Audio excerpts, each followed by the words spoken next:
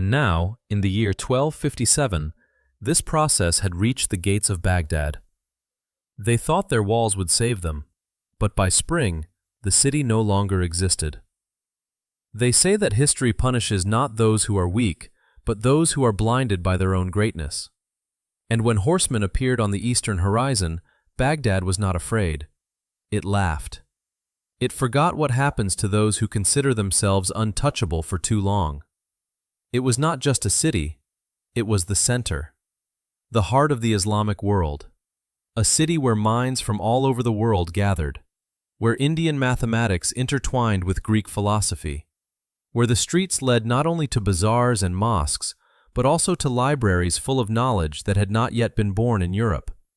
Here, the poor and the rich were treated equally. Here you could buy spices from India and books written by Aristotle's student. It was not just a capital city, it was the pinnacle of civilization, and above it all stood the caliph, a symbol of religious authority, a descendant of the prophet, the ruler of the faithful. He was more than a politician. He was perceived as the earthly representative of divine law.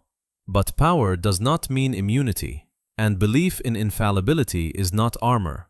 By the time Caliph al-Mustasim took the throne in Baghdad, the city's glory still shone brightly, but cracks were already beginning to appear within its walls. The state had been weakened by decades of corruption, fragmentation, and complacency. The governors acted independently. The army was made up of mercenaries, and the riches accumulated over centuries lay in the treasury, as useless as scrolls on a shelf when a fire breaks out. Alarming news came from the east. They spoke of a people who did not recognize borders, of warriors who had already razed Persia to the ground, destroyed fortresses, and knew neither defeat nor mercy. They called themselves Mongols. But in Baghdad, this was dismissed as rumor. Quote 0, said the caliph's advisors. We have seen such enemies before, said the caliph himself. We are protected not only by our army, we are protected by our faith. They were wrong. Hulagu, Genghis Khan's grandson, had received clear orders to subjugate all the lands between Mongolia and the Mediterranean Sea. Not to conquer, but to subjugate. Not to destroy, but to be remembered. The Mongols did not simply conquer. They built a process. They gave each city a choice: surrender and stay alive, or refuse and disappear from the face of the earth. Those who submitted received protection. The renegades received only silence. And then, weeks later, they were surrounded.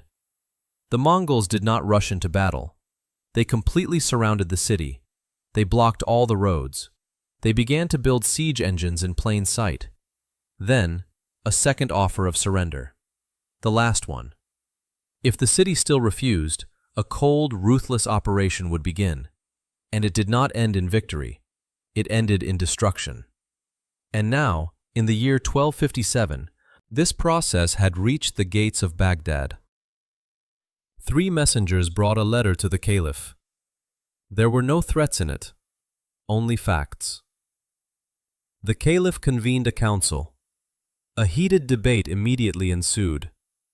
One of the ministers, Vizier Ibn al-Alami, begged them to accept the terms. He knew that even the strongest kingdoms had not been able to withstand them. He spoke of a military system honed over decades. He said that people needed to be saved. The commanders objected, and the theologians said, the caliph listened, and he chose pride. He refused. He did not even begin to prepare for defense. He did not fortify the walls. He did not assemble an army. He simply waited. It was a mistake that cost hundreds of thousands of lives. Surrounded by books, the shadow of former greatness, and boundless confidence in the sanctity of his position, the caliph rejected the Mongols' ultimatum, considering it nothing more than a gesture by barbarians incapable of destroying a city built as a symbol of faith, reason, and the highest order. He did not understand that an army had already set out from the east. capable of wiping everything he defended from history, not by accident, not in a fit of rage, but according to a plan calculated down to the last detail. A little over a month passed. In the fall, in November of 1257, the first Mongol reconnaissance units were spotted just 50 kilometers from Baghdad. These were light cavalry units, mobile, silent, carrying only one message: "We have come to make you disappear." But instead of panic or mobilization, the Baghdad court saw this as an opportunity. The army commander, relying on past successes, proposed a counterattack. He was confident that if the Mongol vanguard was destroyed, the rest of the army would retreat, seeing the power of the caliphate. The caliph agreed. Soon, an army of about 20,000 men advanced from the eastern gates of the city. These were the remnants of the core of the Baghdad army, 12,000 cavalrymen, recruited mainly from mercenaries, some of them from ravaged provinces, some veterans of past conflicts. The rest were 8,000 infantrymen, poorly trained but full of faith in their cause. They had only 3 days' worth of provisions. The plan was simple: catch up with the Mongols before the main forces arrived, attack suddenly, defeat them, and return in triumph. At dawn on November 15th, the Baghdad army saw the enemy. The Mongols were camped in an open field 25 miles northeast of the city. At first glance, there were no more than 4,000 of them. There were no siege engines, heavy infantry, or supply trains in sight. It seemed to be just a reconnaissance unit. Confident of a quick victory, the Baghdad cavalry lined up in their traditional formation, cavalry on the flanks, infantry in the center. The commander gave the order to attack, and thousands of horsemen rushed forward, kicking up dust and shouting victory slogans. The Mongols did not fight back. They began to retreat.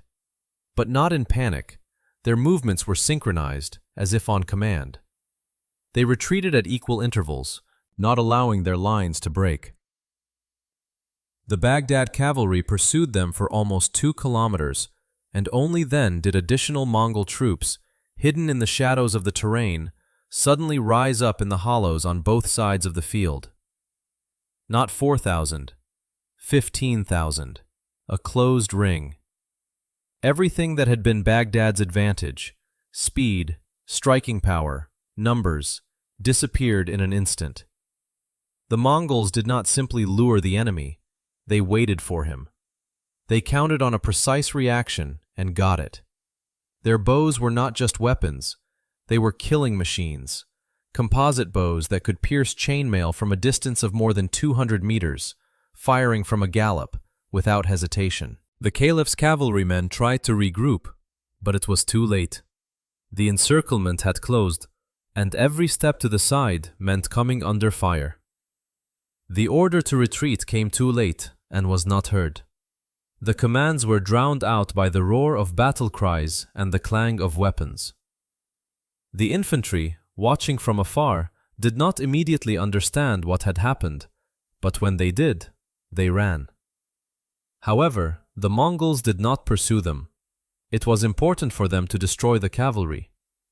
Methodically, without haste, they began to slaughter those who were surrounded. Anyone who tried to escape came under fire. Anyone who stopped died on the spot. No one was spared. When night fell, only silence remained on the field.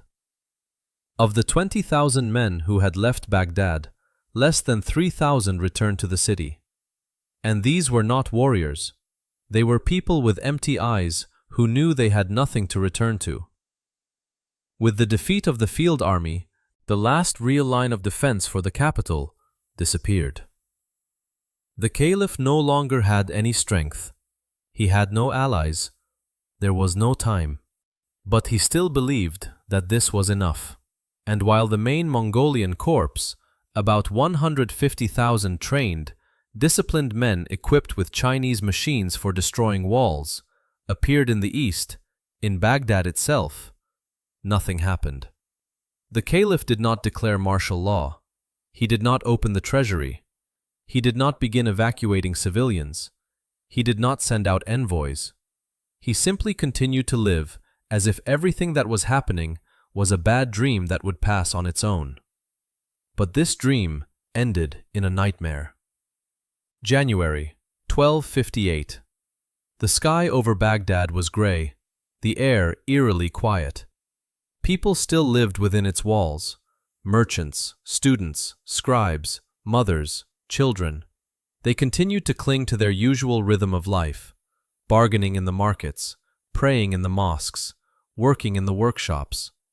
But this rhythm was increasingly disrupted by rumors, whispers, and the silence of the night in which familiar faces disappeared. And outside the walls, darkness was closing in, step by step.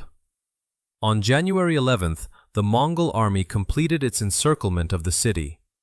From the east, south, north, and west, camps stood at each of the 4 gates. These were not spontaneous encampments, they were infrastructure.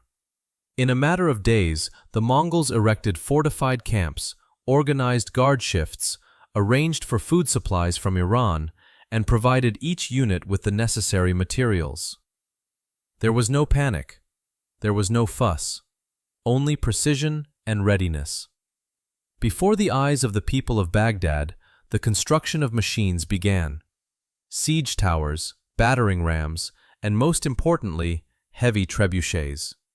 They worked together: Mongol soldiers, Chinese engineers, and Persian military technicians who had been taken prisoner earlier. They drew diagrams on the ground, calculated angles of descent, and assembled structures with engineering precision. Everything was done openly, so that the defenders could see every beam, every rope, every throw of fate being prepared. On January 17th, Hulagu, commander of the army and grandson of Genghis Khan, sent the caliph a final polite message. It was no longer an ultimatum, it was an offer of life. The letter said. For the first time ever, the caliph actually gathered his remaining advisors. There were few of them. Some had fled, some had fallen in unsuccessful battles, and some had simply disappeared. The chief vizier, formerly a realist and pragmatist, again begged him to surrender. He said. But the clergy, the last bastion of theocracy, continued to hope for intervention from above. The caliph hesitated. Time was passing. He did not respond. On January 29th, at dawn, the siege engines began to operate. It was not chaotic shelling. It was the art of destruction. Every beam of the trebuchet, every rope attachment, every calculation of angle and weight was calibrated to strike the same points over and over again. For 8 hours, hundreds of stones weighing as much as a horse crashed into the walls of Baghdad. They did not break immediately. They created cracks. Micro damage, invisible from the outside, but devastating from the inside. And then the bombardment stopped. The Mongols waited. During the night, the internal structure of the stone weakened. Water, cold, tension, all worked in favor of the enemy. And 2 days later, on February 1st, the bombardment resumed. This time, on the already damaged areas. Within a few hours, the cracks turned into crevices. In the evening, the people of Baghdad heard a grinding sound for the first time. The stone began to crumble. And by the evening of February 5th, the eastern wall collapsed. Not a breach, not a hole. An entire section 90 feet wide had disappeared, as if it had been torn out by hand. Behind it lay silence. No one stormed in immediately. The Mongols entered in formation, evenly, in columns, without shouting, without rushing. They occupied the territory, secured their positions, and cut off the neighborhoods. And only when the perimeter was established did the mopping up begin. The Baghdad garrison, the few who still held weapons, tried to stop them at the breach. But it was like standing with a sword in front of a stream of lava. The Mongols advanced in a coordinated manner, with cover and reconnaissance. Every building, every alleyway had been studied in advance. Everything that stood in their way was destroyed. By nightfall, the eastern quarter of the city was no longer Baghdad. The next day, the caliph realized that there was no more time. On February 10th, he sent a messenger to Hulagu. The messenger delivered a short message. Quote 12. The reply came a few hours later. Quote 13. But he did not go alone. On February 13th, 1258, the eastern gates of Baghdad opened. A procession left the city. But contrary to Hulagu's demand, the caliph did not go alone. He was accompanied by about 3,000 people, his courtiers, wives, sons, daughters, high-ranking officials, military leaders, theologians, scribes, and personal guards. All of them were unarmed. They did not walk like an army or like ambassadors. They walked like pilgrims, like people going to court. The Mongols did not stop them. They did not attack, shout, or humiliate them. They only watched closely. Hulagu had ordered no displays of aggression. Everything had to go according to plan. When the caliph entered the main tent of the Mongol commander, the atmosphere was already electric. It was a meeting between unequals. It was a dialogue between power and the illusion of power. Hulagu's first question was cold and direct. The caliph froze. He tried to talk about his willingness to pay tribute, about a possible ransom, about peace. But Hulagu interrupted him. Quote 15. The caliph gave directions. He was escorted back to the city, but no longer as a ruler, but as a prisoner. His path passed by ruins, smoke, and screams. The city he left and the city he returned to were already different. And there they were, the gates of the treasury, huge arches, behind which the riches accumulated by the Abbasid dynasty had been stored for decades. When the doors opened, the Mongol warriors held their breath. Before them lay mountains of gold, ingots, coins, chests of jewels, fabrics, carpets, scrolls, rare works of art. Too much for one man. Too much for one city, said Hulagu. Some sources claim that he ordered the caliph to eat his gold. This is most likely a legend, but the reality was even more terrifying. The Mongols adhered to beliefs that the blood of a monarch should not touch the ground. Their religious and cultural traditions required that the quote 18 of the killing be preserved so as not to disturb the cosmic order. Therefore, a special execution was prepared for the caliph. He was tightly wrapped in a carpet, tied up so that he could not move a hand or a foot. Then he was placed at the entrance to the treasury, the very one he considered the pinnacle of his power. After that, horses were set upon him. It was not a frenzied race. The horses walked slowly, methodically. They trampled over his body again and again until life left him. No sword, no blood. Only a dull crunch and silence. Thus ended the story of Caliph al-Mustazim, without a cry, without glory, without an heir. But the punishment did not end there. His sons were separated from the rest of the group. All of them were executed on the same day. Some say that they were also wrapped in carpets. Others say that they were killed without witnesses. Only one thing is important. None of the heirs survived. The caliph's daughters were taken away. Some sources claim that they were handed over to Mongol officers. Others say that they were sent deep into the empire, to the east, as quote 19 quote for the nobility. After that date, all traces of the women of the caliph's family disappear from the chronicles. Those who left with the caliph, 3,000 people, were divided.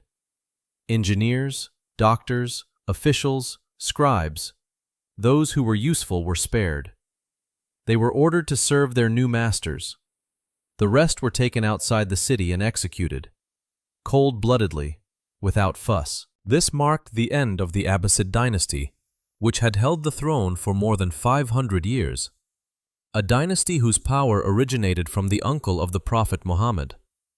After Baghdad, there was not a single direct heir left, no hope, no restoration. But even that was not the end. It was the beginning of a new chapter called the destruction of the very idea of disobedience. After the execution of the caliph and his heirs, Baghdad was no longer a city. It became an example. It became a warning, written not in words, but in smoke, blood, and ashes. But most importantly, in precision, in order, in method. The Mongols did not destroy cities in anger. They staged an exhibitionist demonstration of what would happen to those who dared to resist the empire. Immediately after the caliph's death, Hulagu issued an order to divide Baghdad into sectors. Each unit of the Mongol army was assigned its own part of the city. Everything was strictly according to the lists: streets, neighborhoods, buildings. Every soldier knew where to go, what to do, and who to look for. This was not a mindless massacre. It was an operation. First, they looked for those who could be useful: craftsmen, blacksmiths, masons, scientists, scribes, doctors, those who could read maps, speak other languages, and knew trade routes. These people were marked and transferred to camps outside the city. Some were spared their lives, but only for their usefulness.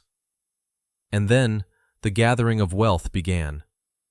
Everything of value, gold, silver, jewels, carpets, spices, books, tools, was collected and transported in a convoy. Not by looting, but systematically, with careful accounting. Every item, every piece of jewelry, every ingot was recorded, sorted, and sent to the east. When all the valuables had been taken away, the second phase began. Those who remained in the city, the rest of the inhabitants, were led outside the walls. These were ordinary people: merchants, craftsmen, women, old people, children. No one knew why they were being gathered, and no one expected what would happen next. Chronicles from different countries give different estimates of the number of victims. Some say more than 1 million.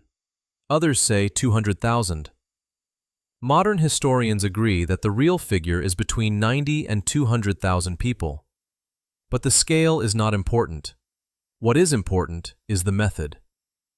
They were not killed in a rage, not in battle, but in cold blood, according to a list. It was liquidation, not war. And it was this precision that made everything that happened so terrifyingly effective. The Mongols left no enemies behind. They erased the very possibility of future resistance. When there were no people left, they moved on to destroying the city as a symbol. The House of Wisdom, the famous library and heart of Baghdad's science, was burned to the ground. Manuscripts, rare books on medicine, mathematics, and philosophy, were thrown into the Tigris like trash. It was said that the water in the river turned black from the ink. The great mosque was partially destroyed. The caliph's palace was burned down. The canal system that supplied the city with water was deliberately destroyed so that no descendant could quickly restore this land.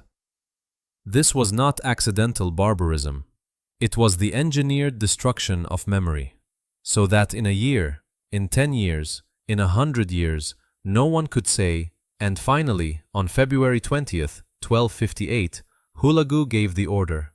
The army was to leave the city, leaving behind not a trophy, but a monument to fear. Half of Baghdad simply disappeared. Other areas were deserted forever. Trade links were destroyed. All the cultural, scientific, and political power accumulated over centuries disappeared in a matter of weeks. But they left behind the most important thing: living witnesses. Hulagu understood that the memory of an execution was better than any execution itself. The story of Baghdad had to be told, and it spread like wildfire to all corners of the east and west. Within weeks, it reached Damascus. Within months, Cairo. Within a year, it was being repeated in India and Anatolia, in every palace where rulers still hesitated to resist or to bow their heads. After the last Mongol troops left the lands of Baghdad, it was not just silence that hung over the ruins. A warning hung over the city, carved into every destroyed building, every dead neighborhood, the black water of the river that once reflected the domes of the Golden Age. But the true meaning of what had happened was not revealed in Baghdad. It was revealed in how other cities reacted. Because the destruction of the caliphate's capital was not a war for territory. It was a message delivered by sword and silence. Within weeks, Damascus, where resistance had been discussed not long before, changed course. The city opened its gates before the Mongols arrived, sending gifts and hostages in advance so as not to repeat the fate of Baghdad. Aleppo, an ancient and proud city, did the same. Even those who were considered rebellious bowed their heads in silence. Throughout Syria, Iraq, Asia Minor, and even in the mountains of the Caucasus, emirs, sultans, and clan leaders all began to reconsider their policies. Not because they had been conquered, but because they saw what it meant not to surrender. Baghdad did not simply fall. It became an instruction manual on how not to act. It became a dead formula that no longer needed to be repeated, because everyone understood. The tactics Hulagu used to destroy the city forever changed the strategic thinking of the region's rulers. Those who had previously relied on fortress walls and a belief in their own inviolability began to think differently. And then, just 2 years later, the only people who could stop the Mongol advance appeared. In the year 1260, the Battle of Ain Jalut took place in Palestine. For the first time, the Mongols were met not with hopes for diplomatic concessions or prayers, but with real military training. They were stopped not by walls, titles, or ancient genealogy. They were stopped by the Mamluks, a brotherhood of warriors trained in iron discipline and built on military superiority. Why did it work? Because the Mamluks learned the lesson of Baghdad. They did not rely on status, did not hope for the authority of the imam or legends about the inviolability of the righteous. They learned from the Mongols. They studied their system, their maneuvers, their logic. And when the time came, they fought them on their own turf. The Mongols were repelled. And it was from that moment that their expansion westward began to slow down. But by that time, Baghdad could no longer be what it once was. People returned there. Over time, markets opened, houses were rebuilt, and the call to prayer sounded from the minarets. But it was no longer the city that had once been the heart of the Islamic world. The House of Wisdom no longer existed. The lost knowledge could not be restored. The great scholars who had been killed in the massacre had no students and left no schools behind. The loss was not only human, it was civilizational. The center of cultural and intellectual life in the East shifted to Damascus, Cairo, and Samarkand. But Baghdad remained in memory, not as a symbol of greatness, but as a warning. And that is the most frightening thing. A city that could have been a second Athens, which preserved the millennial wisdom of humanity, was turned into a lesson that was understood even centuries later. Do not rely on past glory if you are not prepared to defend it with action. Hulagu died a few years later. The Mongol Empire fell apart. But the shadow of Baghdad remained. It became a political formula that was invoked at meetings, in secret negotiations, and in military councils. And the legend of the caliph who accumulated gold but did not prepare his walls became a symbol of a ruler who overestimated his own immortality. The entire history of Baghdad is not just the tragedy of one city. It is a turning point in the history of an entire civilization, influencing the course of political, cultural, and military processes in the Islamic world and far beyond. Because what happened in February 1258 was not just the fall of a capital. It was the end of an era and the birth of a new reality. Before the arrival of the Mongols, the Muslim East lived in the confidence that its cultural superiority, spiritual influence, and antiquity ensured its inviolability. The very idea that someone could wipe out Baghdad seemed sacrilegious. After all, it was not just a city. It was the center of the Muslim world, a place that held not only knowledge but also symbolic power. The caliphate, inherited from the Prophet himself. But this confidence turned out to be an illusion, and it was this illusion that caused the catastrophe. The fall of Baghdad showed that titles do not protect, that knowledge does not save if it is not backed by power, organization, and readiness for action. While the caliph was writing letters and summoning theologians, the Mongols were building machines, training soldiers, and marching toward their goal without emotion or pathos, like a machine designed to execute a single scenario: complete submission. This realization turned the political consciousness of Muslim rulers upside down.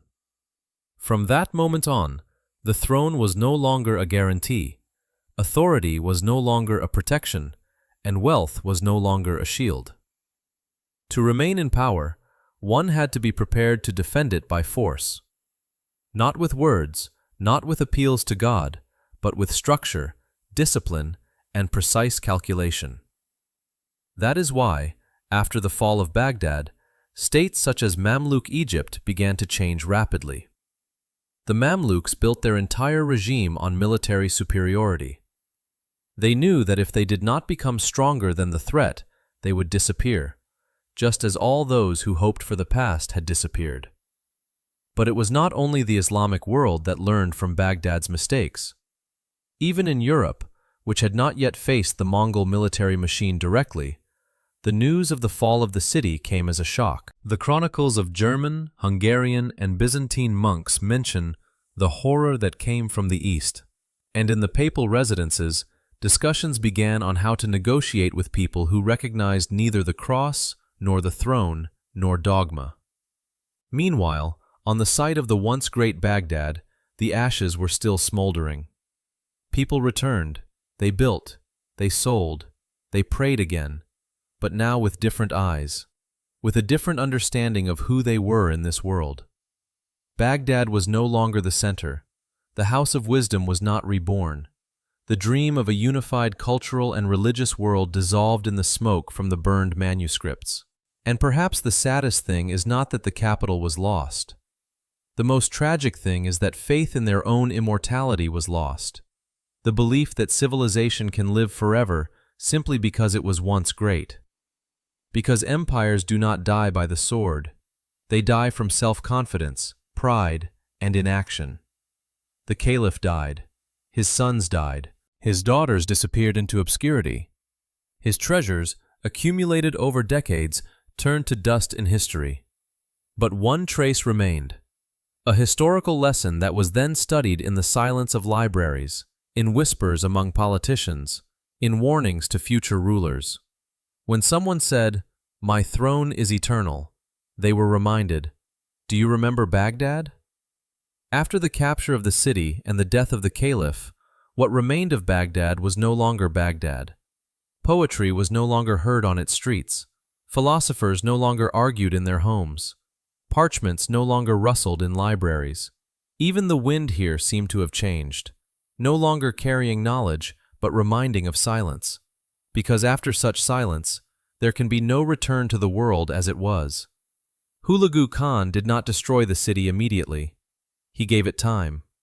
Time to divide, classify, redistribute. Everything according to plan. Craftsmen to one camp, scholars to another, women and children to a third. No emotions, no revenge, just procedure. And all this was watched by the survivors. Those who were lucky enough not to be at the peak of the assault, those who survived the collapse of the army, those who hid in the basements. They were allowed to survive, but not to live as before, because in the eyes of the new masters, they were not people, but data, a resource, evidence. The fate of the caliph's daughters remains shrouded in mystery. Some sources say they were married off to Mongolian military leaders. Others say they were taken to the east as part of a quote, 24, quote. Others remain silent, but historians are certain they never returned to history. Their names were erased, their lineage was interrupted, their voices were silenced. It was not just a physical disappearance, it was a demonstration of power, of who decides whose memory will live on and whose will disappear. And this disappearance is far more terrible than death, because when there is no memory, there is no justice. Hulagu left Baghdad a few weeks later. He left behind ruins, garrisons, and fear. But most importantly, he left behind a history that could not be forgotten. Until that moment, many in the Islamic world believed in their exceptionalism. They believed that Allah would protect them, that the walls would stand, that even if the enemy came, he would not dare to touch the center of the caliphate. But now, even the most distant sultans knew. God helps those who are ready to defend themselves. And if you do not defend yourself, neither faith, nor lineage, nor treasures will save you from those who act without hesitation. And this is where what historians call the quote, 25 begins. After February 1258, cities began to surrender without even seeing the enemy. Damascus opened its gates in advance. Aleppo sent hostages even before the messenger arrived. Emirs throughout Syria and Iraq swore allegiance without waiting for the siege. And not because they became cowards, but because they saw what happened to those who were late in making their choice. The Mongol strategy worked perfectly. Because it wasn't just a conquest, it was a performance, a political spectacle, a story told with fire, blood, and silence. When people in distant lands talked about the fall of Baghdad, they didn't just say, quote 26, quote. They said, quote 27, quote. And from that moment on, everything changed. After the Mongol army left, Baghdad wasn't just in ruins, it was forgotten. Those who survived did not rebuild the city. They simply looked for places to shelter from the rain and where the smell of death was not so strong. The streets were littered with the debris of buildings, burnt manuscripts, and broken amphorae. But the main thing that was missing was sound. No clanging of hammers, no voices of merchants, no footsteps of scholars hurrying to the library. Only the wind and the whispers of those who did not know where to bury the dead when the living had lost all hope. Only a small part of the population returned. Merchants, the poor, surviving craftsmen. Not out of desire, but out of desperation. There were no other cities. They did not return home, but to ashes. And the first question that faced everyone was, where to find meaning now? The states that once sent their students to the House of Wisdom in Baghdad now became new centers themselves. Cairo, Damascus, Samarkand. Scientific works that had not been burned in the fire were copied by hand, taken away, and rewritten. Not for restoration, but to preserve at least some of the knowledge in other corners of the world. But the worst thing was not even the lost books.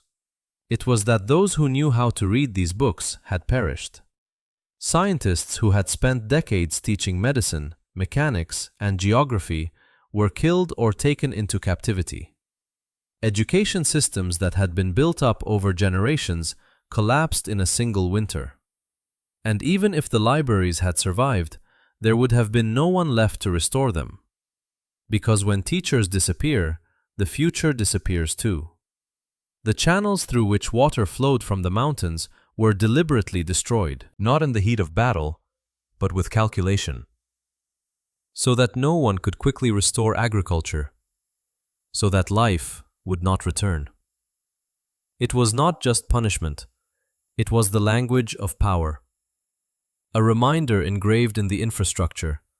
You disobeyed, and now you are nothing. But Hulagu Khan and his army did not want Baghdad to disappear completely. They wanted it to live on, in memory, so that the story of its fall would be told to all future rulers as a warning. That is why they did not burn everyone.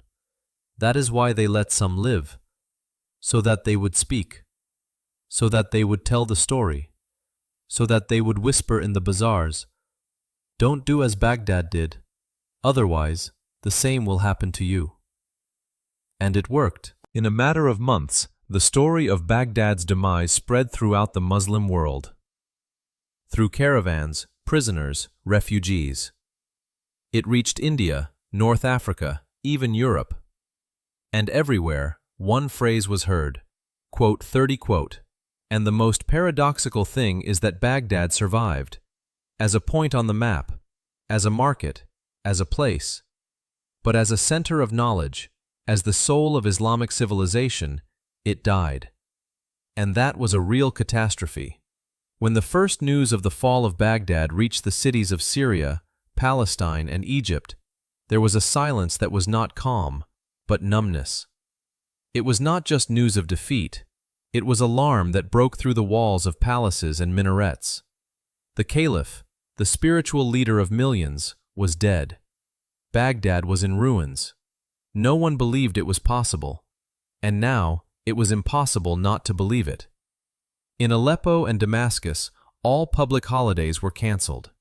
The emirs gathered in closed chambers, not to decide how to take revenge, but to decide what to do to avoid repeating the fate of Baghdad. Their decision was simple: submit. Even before the arrival of the Mongol messengers, the gates of Damascus were opened. Aleppo sent hostages. Homs offered to pay double tribute itself just to save its walls and people. No one wanted to be the next city where the river would flow not with water, but with the ink of burned books. In the past, powerful cities built armies. Now they built negotiating teams.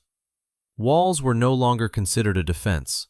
They became a symbol of pride that was better kept hidden. Every vizier, every emir repeated the same thing. Quote 31. But the most remarkable thing was how the very structure of power in the region had changed. Baghdad ceased to be the center where religious and cultural legitimacy converged. Now all that mattered was survival. And Egypt, a state ruled by the Mamluks, soldiers, former slaves, ransomed and trained in military affairs from a young age, was the first to understand this. Unlike others, they did not give up. But they did not wait either. They began to rebuild the state not around the throne, but around the army. They did not hope for divine protection. They did not harbor illusions that prayers would stop the battering ram. They built a state capable of fighting the Mongols on equal terms. They sent spies. They studied Mongol tactics, the architecture of their logistics, even the structure of their army. While others prayed, Egypt studied. And therein lies the key difference. Because the true legacy of the fall of Baghdad was not destruction, but the realization that you cannot buy your way out of the future. You cannot hope that an ancient name will grant you immunity. You cannot expect a title to stop an army built on geometry rather than tradition. In 1260, just 2 years after the destruction of Baghdad, it seemed that the world had already accepted the inevitability of Mongol rule. But it was in that year that a battle took place that became the first real defeat of the Mongol Empire in the Middle East. It was not just a clash of armies. It was a battle between two world systems, and it was this battle that turned the entire balance of power in the region upside down. We are talking about the Battle of Ain Jalut, which means, quote, 32. Quote, this place, surrounded by the hills and greenery of Galilee, became the arena where the fate of the entire Islamic East hung in the balance. On the Muslim side were the Mamluks, not just warriors, but a military elite created from slaves. Each Mamluk was once a boy, kidnapped or bought at a market, raised in strict military discipline, trained in the art of combat from childhood. The empire made them slaves, but they became its shield and sword. After the destruction of Baghdad, Hulagu Khan's army moved further west, capturing Syria and advancing towards Palestine. City after city surrendered without resistance. The psychological effect of the complete destruction of the capital of the caliphate was so strong that the soldiers fled even before the Mongol banners appeared on the horizon. But it was at this very moment that an event occurred that changed everything. Great Mongolia, which had been rapidly absorbing new lands, suddenly faced its own weakness. The great Khan Munkhe died in distant Karakorum, and Hulagu, one of the most powerful Mongol commanders, was forced to urgently return to the east to participate in the selection of a new ruler of the empire. He left only part of his army in the region, about 20,000 warriors under the command of Kitbuga, a cruel and experienced general. The Mamluks learned about this, and they understood this was their chance.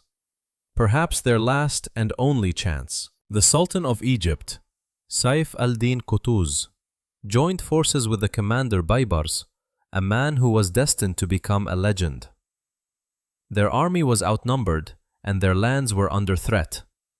But they had something that previous enemies of the Mongols lacked: experience, discipline, and a willingness to fight to the death. In the valley of Ain Jalut, the Mamluks lured the Mongols into a trap. They used the same tactic that the Mongols had used to defeat their enemies for decades: a feigned retreat. When the Mongol cavalry rushed in pursuit, confident of an easy victory, the Egyptian troops suddenly closed the circle of encirclement. And for the first time in many years, the Mongol army found itself not as the hunter, but as the prey. Kitbuga was killed. His detachment was destroyed. This was not just a victory. It was a precedent that spread throughout the Islamic world. The Mamluks proved that the Mongols could be defeated, not with prayers, not behind fortified walls, but in open battle, on equal terms. And from that moment on, everything began to change. When the last Mongol detachment left Baghdad, the city was not destroyed. It was left bloodless, as if its heart had been torn out of civilization. The streets, where scholars and merchants once walked, were now roamed by silent witnesses to the tragedy, those who had miraculously survived. The bodies had not yet been buried. There were almost no houses left that could shelter from the rain. Even the wind no longer carried the scent of spices, only the ashes and smoke from burned libraries, mosques, shops, and houses. Of the former 1,000,000 inhabitants, barely a third remained. Some had died, some had fled, but most had simply disappeared, in the flames, in the rubble, in the blood. And although the city continued to exist physically, it was no longer the capital of Islamic civilization. Baghdad became a symbol of loss, a living monument to what happens when power confuses title with strength and pride with protection. But even in the ashes, life began to reappear. The survivors began to repair the canals, clean the wells, and gather the remains of grain. Those who had preserved secret knowledge began to rewrite texts from memory, on scraps of cloth, on walls, on anything that could be used as a medium.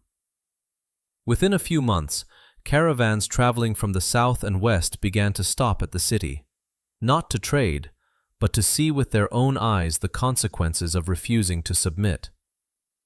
Many visitors fell to their knees right at the ruined gates. Some prayed, some vowed to defend their land better in the future.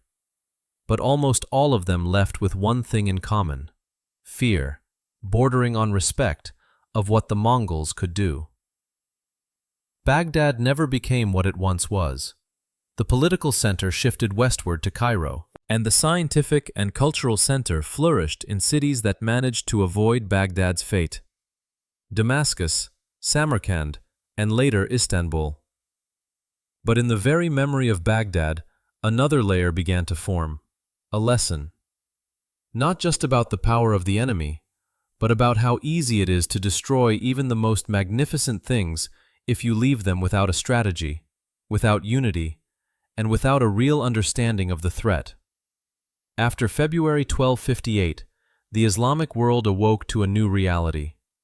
The capital, which for centuries had been considered the spiritual and cultural heart of the East, was destroyed in a matter of days. But the most frightening thing was not even that. What was terrifying was the precision and cold-bloodedness with which it was done. The Mongol army was not a natural disaster. It was a system, a machine, a mechanism so finely tuned that even the death of the ruler of Baghdad was not an act of rage, but a ritual of intimidation. When news of the fall of the caliphate reached other rulers, a wave of decisions swept across the region. Some chose resistance, others chose submission. But no one had any illusions anymore. The legend of, quote, 33, quote, that many had placed in Baghdad disappeared. In its place remained harsh pragmatism. In Damascus, according to the chronicles, the council of emirs gathered on the same day that the caravan from Mesopotamia brought the news. Some said, quote, 34, quote. Others said, quote, 35, quote. But the dispute was short-lived. The picture described by eyewitnesses was too terrible. Burned archives, corpses in the streets, severed heads in city wells. The next day, Damascus itself sent envoys to the Mongol headquarters, before they even sent troops there. They brought gifts, offered to pay tribute, and promised support. The city was saved, not because of strength, because of foresight.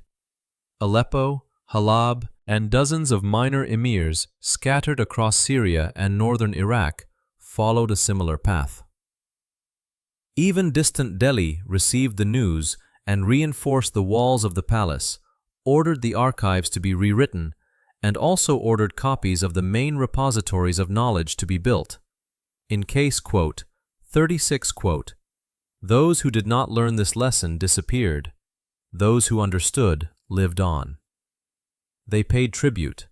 They lost some of their independence, but they preserved the most important value, their existence. Unconditional confidence was replaced by a new approach: military flexibility, political caution, and a willingness to compromise in order to buy time. And although this meant a loss of influence, it also meant that cities continued to live, children continued to be born, and culture continued to develop, albeit in other centers. Baghdad became a silent messenger that needed no words. Its fate spoke for itself. And in every council where rulers thought about rebellion or resistance, the phrase 37 was sure to be heard. 2 years after the destruction of Baghdad, it seemed that the Mongol army was unstoppable. Cities surrendered without a fight. Rulers sent their sons as hostages, and trade routes were reorganized under the new order. The world, from Egypt to India, changed, not as a result of negotiations, but to the sound of siege engines and the footsteps of cavalry, bringing death and order at the same time. But like any force, this system had its limits. In the summer of 1260, near a town called Ain Jalut in Palestine, the Mongol expansion met serious resistance for the first time. The Mamluks, slave warriors who ruled Egypt, were not just ready. They studied the Mongols' methods, adopted their tactics, and understood the logic of their attacks. Their army was not made up of landowners, but of professional warriors who had undergone rigorous training. They did not rely on fortresses, they did not hide behind walls, and most importantly, they had no illusions that anyone but themselves would save them. The Battle of Ain Jalut went down in history as the first serious defeat of the Mongol army. Hulagu's army did not participate in this battle personally. Part of it was recalled to Mongolia after the death of the great Khan. This provided an opportunity, and the Mamluks took advantage of it. The battle was fierce, but the victory was complete. The commander Kitbuga was killed, and the remnants of the army were scattered. It was at this moment that the world realized that the Mongols could be defeated.